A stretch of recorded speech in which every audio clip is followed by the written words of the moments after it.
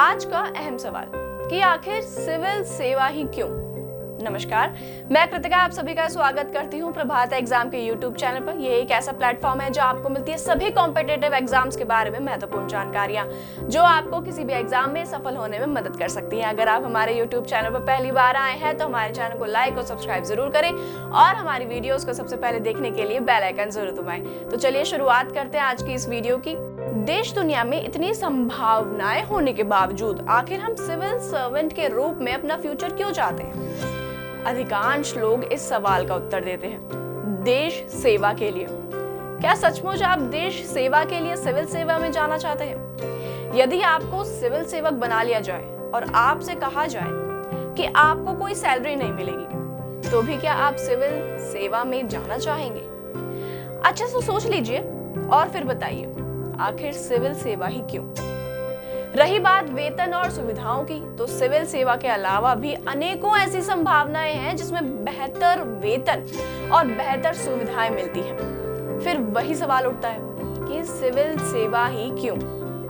ऐसी क्या वजह है कि सिविल सेवा हमें इतना अट्रैक्ट करती है? आइए अब हम आपको सिविल सेवा की कुछ खूबियों से अवगत कराते हैं जो इसे आकर्षण का केंद्र बनाती है।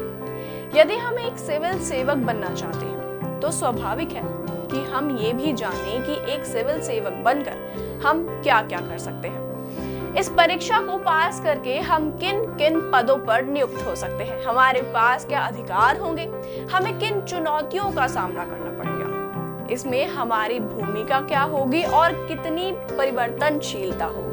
अगर शासन व्यवस्था के स्तर पर देखें तो कार्यपालिका के महत्वपूर्ण दायित्वों का निर्वहन सिविल सर्वेंट के माध्यम से ही होता है। आज सिविल सर्वेंट के पास कार्य करने की व्यापक शक्तियां हैं, जिस कारण कई बार उनकी आलोचना भी की जाती है। लेकिन यदि इस शक्ति का सही से इस्तेमाल किया जाए तो वह देश की दशा और दिशा दोनों को बदलने में कारगर साबित हो सकता है।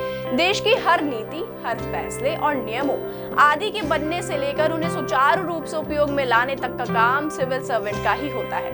यही वजह है कि बड़े बदलाव या कुछ अच्छा कर गुजरने की चाह रखने वाले युवा इस नौकरी की ओर आकर्षित होते हैं और इस बड़ी भूमिका में खुद को शामिल करने के लिए सिविल सेवा परीक्षा में सम्मिलित भी होते हैं। यह एकमात्र ऐसी परीक्षा है जिसपे सफल होने के बाद विभिन्न क्षेत्रों में प्रशासन के उच्च पदों पर आसीन होने और नीति निर्माण में प्रभावी भूमिका निभाने का मौका मिलता है। इसमें केवल आकर्षक वेतन, पद की सुरक्षा, कार्य क्षेत्र का वैविध्य और अन्य तमाम प्रकार की सुविधाएं ही नहीं मिलती, बल्कि देश के प्रशासन में शीर्ष पर पहुंचने के अवसर के साथ साथ उच्च सामाजिक प्रतिष्ठा भी मिलती है। हम आए दिन ऐसे आईएएस, आईपीएस अधिकारियों के बारे में पढ़ने सुनने को मिलता है जिन्होंने अपने जिले या किसी अन्य क्षेत्र में कमाल का काम किया हो। इस कमाल के पीछे उनकी व्यक्तिगत मेहनत तो होती ही है, साथ ही इसमें बड़ा योगदान इस सेवा की प्रकृति का भी होता है जो उन्हें ढेर सारे विकल्प और उन विकल्पों पर सफलतापूर्वक कार्य करने का अवसर भी प्रदान करता है। नीति निर्माण में महत्वपूर्ण भूमिका निभाने के कारण ही सिविल सेवक नीतिगत सुधारों को मूर्त रूप प्रदान कर पाते हैं। ऐसे अनेक सिविल सेवक हैं जिनके कार्य हमारे लिए प्रेरणा स्रोत के समान है, जैसे एक आईएएस अधिकारी SR शंकरन जो जीवन भर बंधुआ मजदूरी के खिलाफ लड़ते रहे तथा उन्हीं के प्रयासों से बंधुआ श्रम व्यवस्था अधिनियम 1976 जैसा कानून बना। इसी तरह BD शर्मा जैसे आईएएस अधिकारी ने पूरे संवेदनशीलता के साथ नक्सलवाद की समस्या को सुलझाने का प्रयास किया तथा आदिवासी इलाकों में सफलतापूर्वक कई गतिशील योजनाओं को संचालित कर खासे लोकप्रिय भी हुए। इसी तरह अनिल बोरडिया जैसे आईएएस अधिकारी ने शिक्षा के क्षेत्र में महत्वपूर्ण काम किए हैं। ऐसे अनेकों उदाहरण हैं जिनमें इस सेवा के अंतर्गत ही अनेक महान कार्य करने के अवसर प्राप्त हुए, जिसके कारण यह सेवा अभ्यर्थियों को काफी आकर्षित भी करती है।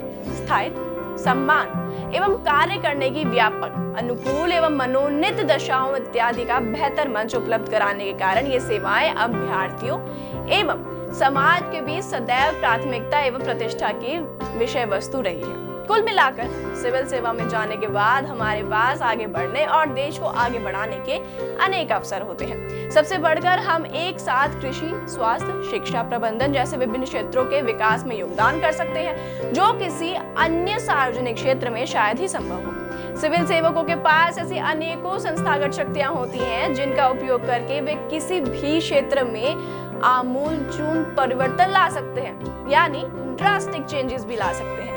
यही वजह है कि अलग अलग क्षेत्रों में सफल लोग भी इस सेवा के प्रति आकर्षित होते हैं। सिविल सेवा परीक्षा के अंतर्गत शामिल प्रत्येक सेवा की प्रकृति और चुनौतियां भिन्न हैं। इसलिए आगे हम प्रमुख सिविल सेवाओं के बारे में विस्तार से चर्चा करेंगे, जैसे उनमें कार्य करने का कितना स्कोप है, हम किस पद तक पहुंच सकते हैं आदि, ताकि अपने करियर के प्रति हमारी दृष्टि और भी स्पष्ट हो सके। उम्मीद है आपको हमारा आज का वीडियो पसंद आया होगा, तो इसे अपने दोस्तों में शेयर जरूर करिएगा। तब तक के लिए बने रहिए प्रभात प्रकाशन के साथ। नमस्कार। यूपीएससी की प्रीलिम्स परीक्षा में गारंटीड सक्सेस के लिए भारत का प्रसिद्ध पब्लिशर प्रभात प्रकाशन आपके लिए लाया है यूपीएससी 26 वर्षों के topic wise solved papers. IAS doctor Manish Ranjan की इस बुक में है एक्सप्लेन्ड आंसर्स और ट्रेंड एनालिसिस। इसके साथ ही जरूर पढ़ें यूपीएससी सीसैट, जिसमें है पेपर 2 के 2011 से 2020 के सॉल्व्ड पेपर्स। ये दोनों बुक्स इंग्लिश में भी अवेलेबल हैं। आज ही ऑर्डर करें ऑनलाइन अमेजॉन या फ्लिपकार्ट से और क्रैक करें यूपीएससी एग्जाम।